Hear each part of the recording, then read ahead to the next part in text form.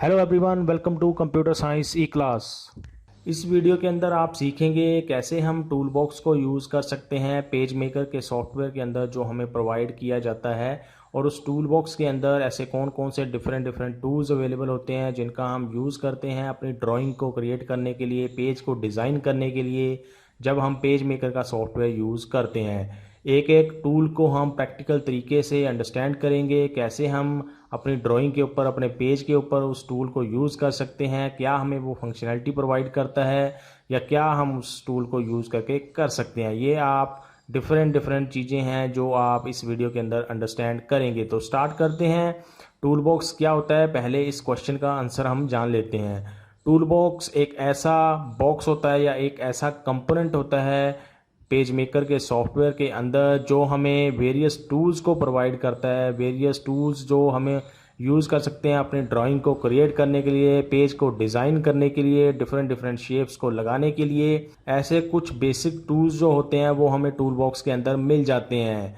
तो अब हम यूज़ करके देखेंगे इन टूल्स को कैसे हम यूज़ करते हैं पेज मेकर के सॉफ्टवेयर के अंदर। तो उसके लिए हम पहले पेज मेकर का सॉफ्टवेयर स्टार्ट कर लेते हैं। आपके सिस्टम के अंदर पेज मेकर का सॉफ्टवेयर होना चाहिए अगर आपने उसको यूज़ करना है। तो उसके लिए मैं जाता हूँ स्टार्ट के ऊपर।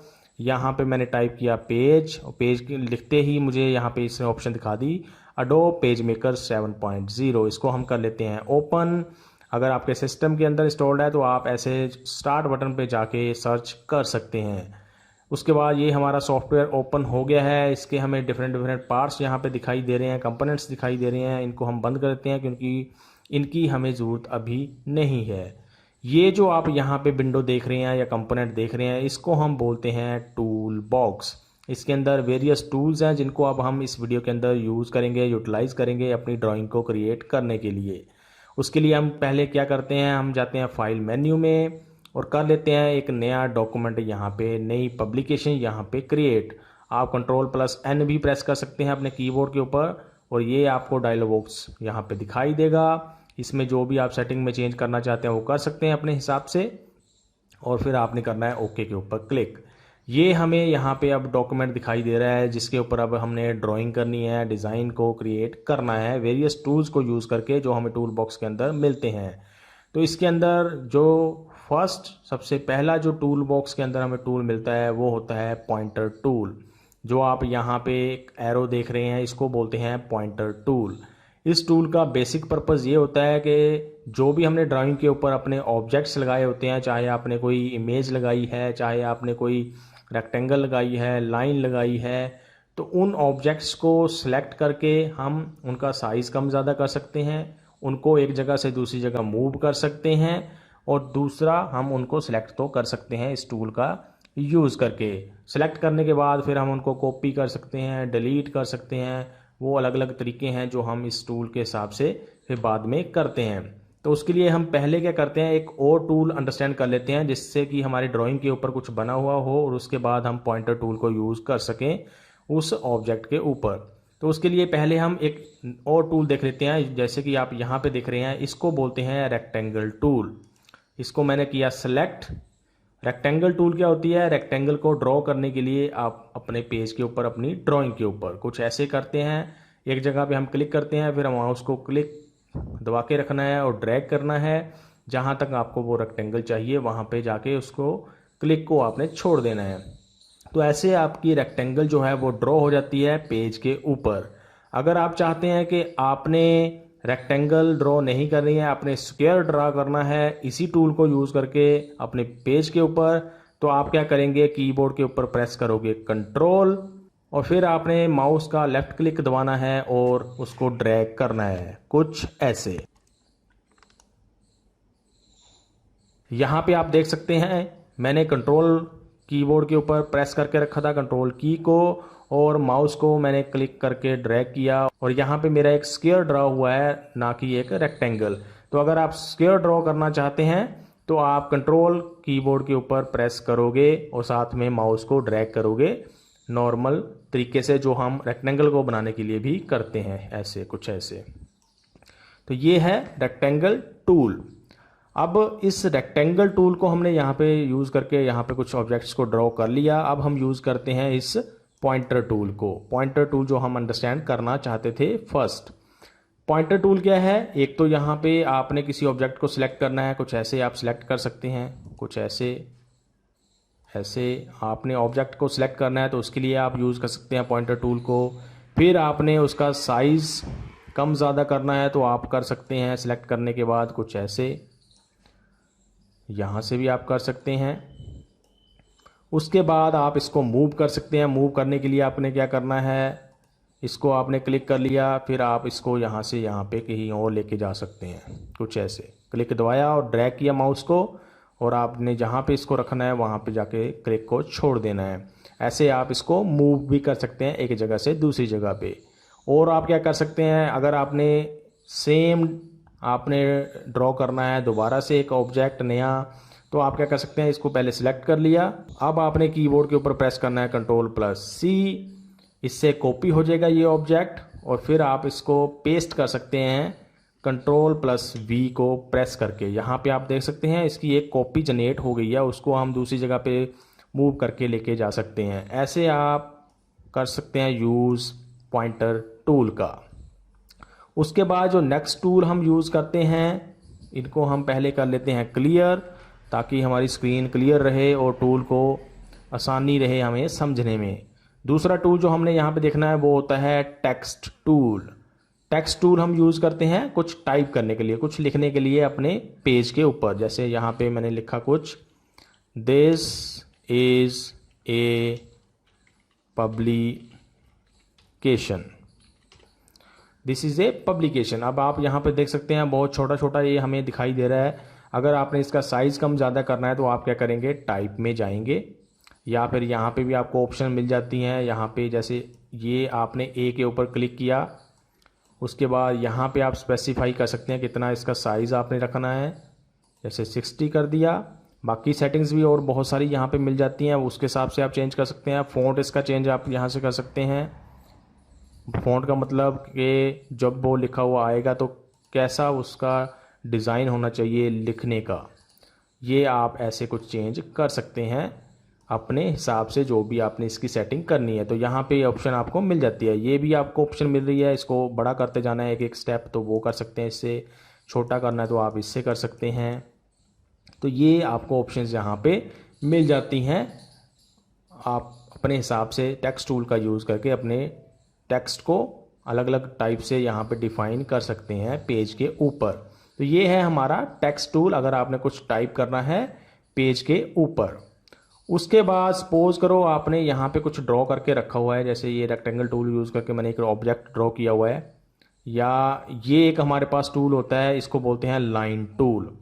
लाइन टूल क्या है, सिंपल जैसे नाम से पता चल रहा है, एक लाइन को ड्रॉ करने के लिए। कुछ ऐसे आपने लाइन ड्रॉ करनी है तो आप कर सकते हैं, किसी भी साइड को किसी भी तरीके से आप लाइन को ड्रॉ कर सकते हैं।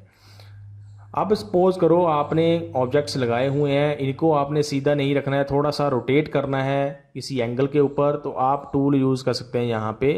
इसको हम बोलते हैं रोटेटिंग टूल, या फिर सिंपली आप रोटेट टूल भी इसको बोल सकते हैं। इसको मैंने किया सेलेक्ट, अब उस ऑब्जेक्ट को सिलेक्ट कर लो इसको यूज़ करके, फिर इसको आप कर सकते हैं रोटेट अपने हिसाब से, जिस भी डायरेक्शन में आपने रोटेट करना है इसको।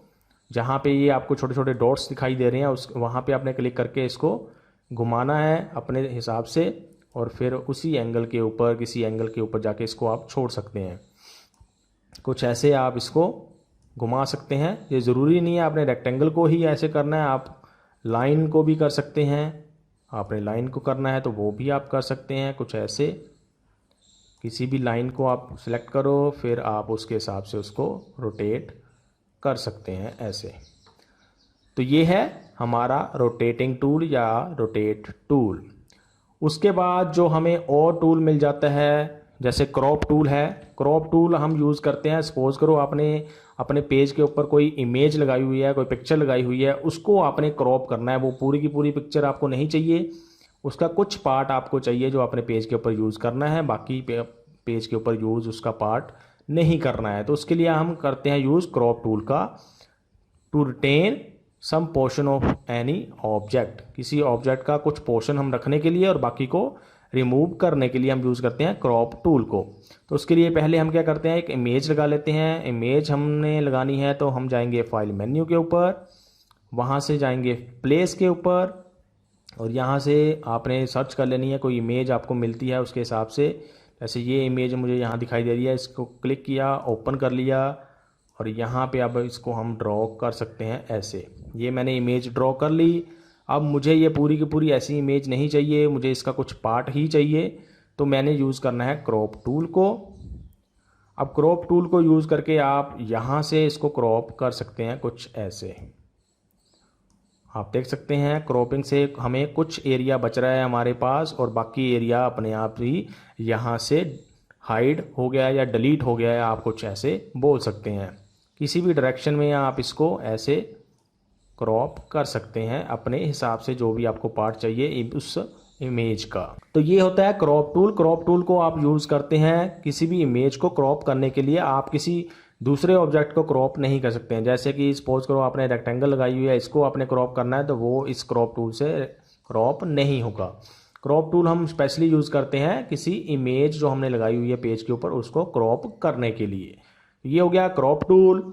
उसके बाद सपोज करो आपने एक स्ट्रेट लाइन ड्रॉ करनी है, तो उसके लिए हमारे पास होती है कंस्ट्रेंट लाइन टूल। जो ये टूल आपको यहाँ पे दिखाई दे रहा है, इसको बोलते हैं कंस्ट्रेंट लाइन टूल।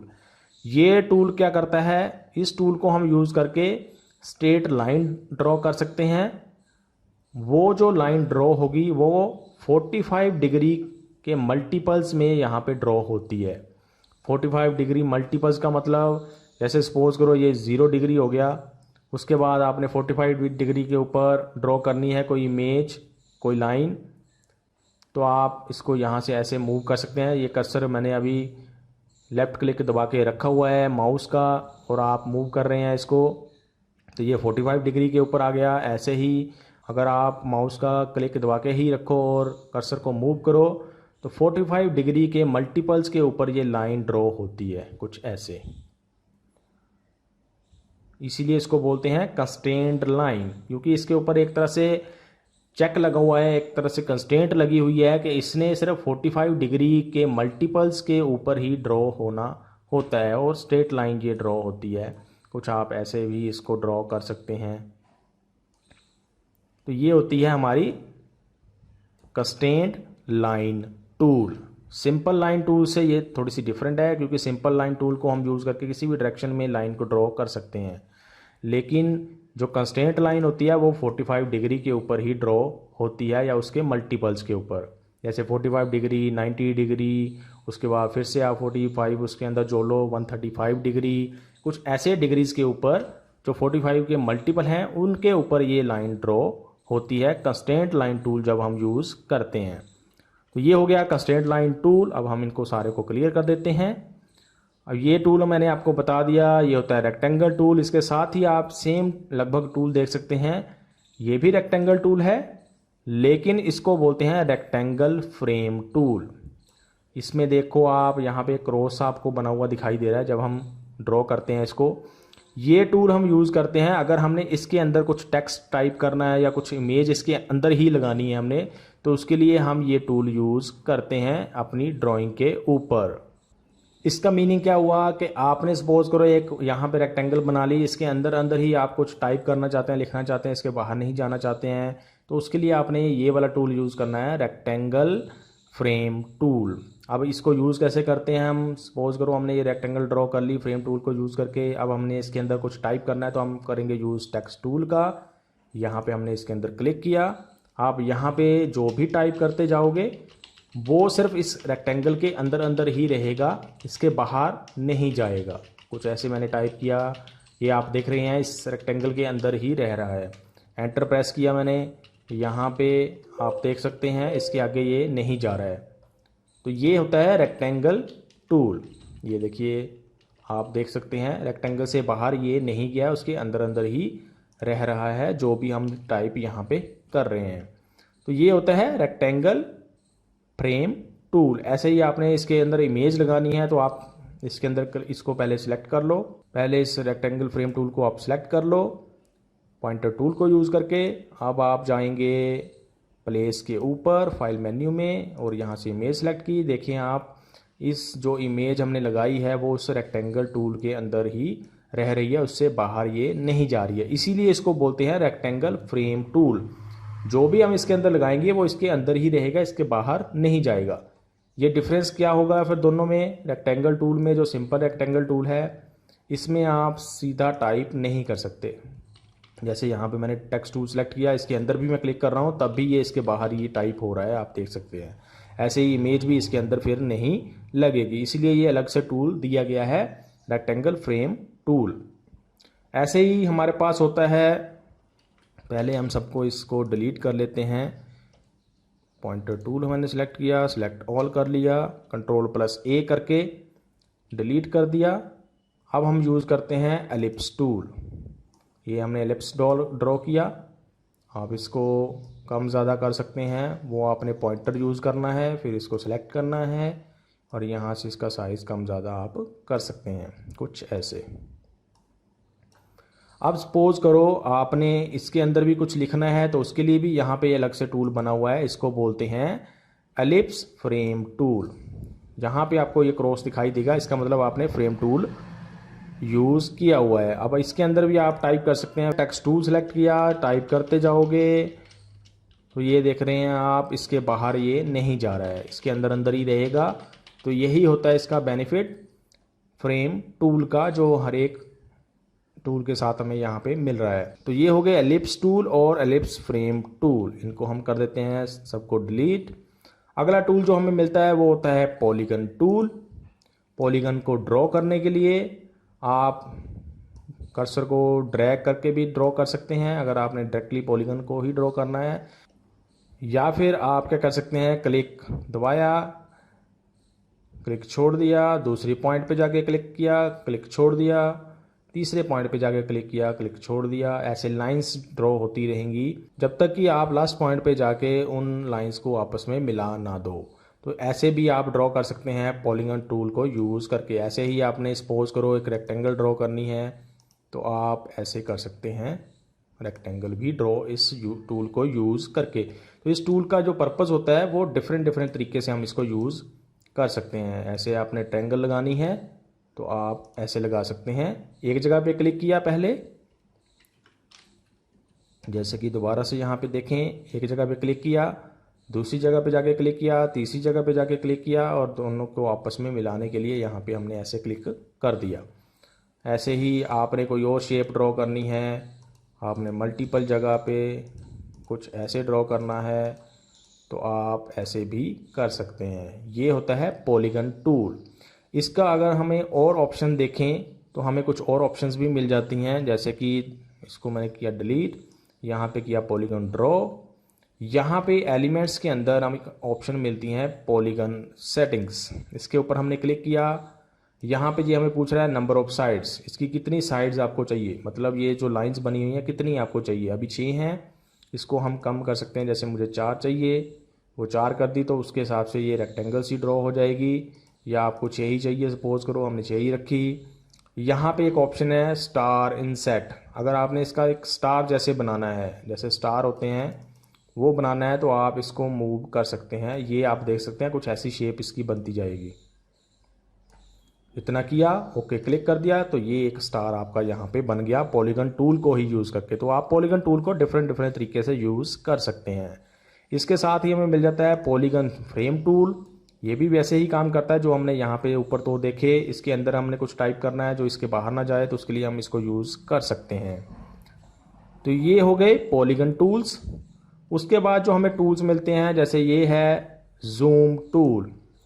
अगर आपने पेज को जूम करना है, अपने पेज को जो स्क्रीन के ऊपर आपको और ज़्यादा बड़ा दिखाई दे, तो उसके लिए हम इसको यूज़ करते हैं। ये हो गया जूम इन। अगर आपने जूम आउट करना है तो आपको यहाँ पे ऑप्शन मिल जाती है माइनस की, यहाँ से आप कर सकते हैं, या फिर कीबोर्ड के ऊपर आपने प्रेस करना है कंट्रोल और सिंपल माउस के ऊपर आपने फिर करना है क्लिक, लेफ्ट क्लिक, तो फिर ये जूम आउट होगा ना कि जूम इन। जैसे कि मैंने किया कंट्रोल प्रेस कीबोर्ड के ऊपर, यहाँ पे आप देख सकते हैं कि ये अब जूम आउट की तरह काम कर रहा है। तो आप इसी टूल को यूज़ करके जूम इन जूम आउट कर सकते हैं। जूम इन करने के लिए सिंपली आपने क्लिक करना है, जूम आउट करना है तो आप कीबोर्ड के ऊपर कंट्रोल प्रेस करोगे और लेफ्ट क्लिक करोगे माउस का और उससे वो जूम आउट हो जाएगा। अब सपोज करो हमने लास्ट टूल जो जहाँ पे देखना है, ये हमें बहुत बड़ा पेज दिखाई दे रहा है, पूरा नहीं दिखाई दे रहा है स्क्रीन के ऊपर, तो हम क्या कर सकते हैं, इस टूल को यूज़ कर सकते हैं। इसको बोलते हैं हैंड टूल। हैंड टूल क्या करता है, इसको यूज़ करके हम पेज के एक जगह से दूसरी जगह के ऊपर जा सकते हैं अगर हमें पूरा पेज स्क्रीन के ऊपर दिखाई नहीं दे रहा है। कुछ ऐसे क्लिक किया, माउस को किया ड्रैग, क्लिक दबा के रखा हुआ है और दूसरी जगह पे जाके क्लिक को छोड़ दिया जब हमें वो चीज़ पोर्शन या हम दूसरी जगह पे पहुंच जाते हैं। ऐसे आप इस टूल को यूज़ कर सकते हैं, हैंड टूल को। तो ये थे सारे टूल्स जो हम यूज़ करते हैं टूल बॉक्स के अंदर, पेज मेकर के सॉफ्टवेयर के अंदर अपनी ड्राइंग को बनाने के लिए। आई होप आपको सारे टूल्स के बारे में पता चल गया होगा, कैसे हम अलग अलग टूल्स को यूज़ करते हैं और क्या उनका पर्पज़ होता है। अगर फिर भी आपके कुछ क्वेश्चंस, कुछ क्वेरीज रह गई हैं टूल बॉक्स के बारे में या टूल्स के बारे में, तो आप कमेंट सेक्शन के अंदर अपने क्वेश्चंस पूछ सकते हैं। अभी के लिए इस वीडियो के अंदर इतना ही। Thanks for watching.